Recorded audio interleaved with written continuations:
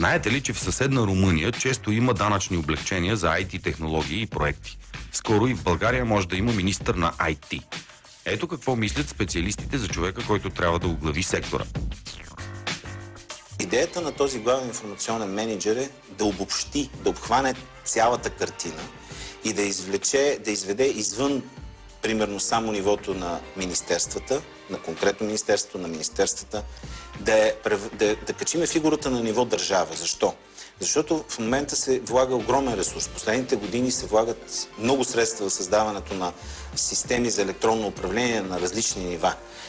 Но липсва онази тясна координация, която ще позволи да се извлече максималната полза.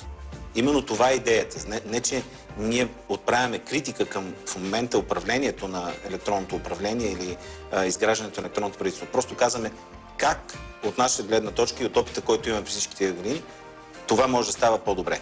Аз лично не виждам обобщение на всичко това, което се прави под формата на IT в държавата. Тоест да има един обобщаващ човек и да се каже, ето този човек, той носи отговорността. Той носи отговорността това IT да може да се развива, така че ние да сме винаги в крак с модата. Но тази обобщаваща функция от една степен, в момента в който се обобщи всичко, това ще създаде условия за автоматизация и транспарентност на абсолютно всички бизнес процеси, които са в организацията. Говоря бизнес процеси нарочно, защото фирмите, както споменах и по-рано, те се правят по същия начин. Тоест всички процеси, които протичат в държавата, те ще бъдат прозрачни и транспарентни. По този начин гражданите се чувстват доста по-мотивирани да живеят и да работят с тази държава, тъй като всичко е доколкото се може прозрачно, когато се обобщи. Тоест тази фигура, тук идваме вече до качествата. Тази фигура е IT, първо ще кажа, IT специалист от много високо ниво. Това е човек, който е много добре запознат с нивото на технологиите, но наистина най-високото ниво на технологиите към днешна дата. И знае как тези технологии могат да бъдат превърнати в инструменти за извършване на постигане на определени цели. Той трябва да знае на къде отива света, за да може, когато света вече отиде там, той вече да е там с информационните технологии. В мига, в който дефинираме тази фигура, първата задача на тази фигура е да се направи един анализ на ефективността на процесите в държавната администрация. Защо? Защото когато и аз съм имал разговори на много високо ниво и когато сме говорили за различни технологии, за начин на тяхното приложение, неминуемо стигаме до разговора за пари. Разговора обикновено завършва с думите "това е изключително скъпо, ние такива пари".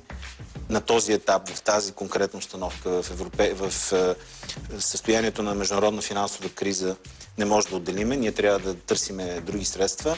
Аз винаги отговарях на този аргумент с контраргумент. Пари има в държавата и вие в момента ги изразходвате, влагате ги по неефективен начин. Значи, първо трябва да се направи оценка как функционират процесите в момента, как функционират всичките тези елементи на държавата, какъв ресурс обществен се влага в това функциониране и след това да кажем, окей, господин главен информационен технолог или менеджер на държавата, направи така, че да постигнеш оптимизация, да постигнеш по-висока ефективност на процесите и оттам ще дойде икономията. Тоест, нашето общество, правителството в рамките на бюджетите, които изразходва в момента, то има този ресурс. Ако наистина държавата има волята да създаде такава фигура, такава институция, като главен информационен директор, то трябва да му се даде достатъчно време, за да направи тази трансформация. Тази трансформация не може да стане за 3, 6, 9 или 12 месеца. Това е трансформация, това е програма за развитие, която трябва да бъде съставена разумно и след това да му се даде възможност да изпълни. Просто подмяната всеки 5, 6 или 3 години дори да подменяме такъв човек, тогава трябва да сме създали механизъм да има приемственост. Нека да сменим лидера, но да не сменяме механизма, ако този механизъм се установи.